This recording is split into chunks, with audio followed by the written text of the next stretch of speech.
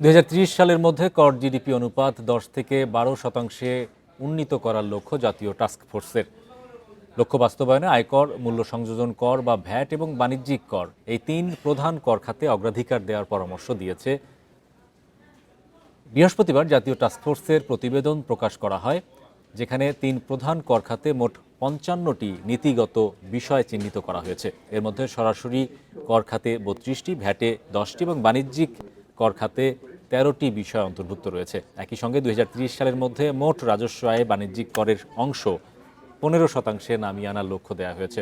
প্রতিবেদনে উঠে এসেছে, কর জিডিপি অনুপাত ১৫ থেকে ২০% উন্নীত হলে এই হ্রাসকৃত হারেও বাণিজ্যিক কর থেকে উল্লেখযোগ্য পরিমাণ রাজস্ব আদায় সম্ভব হবে।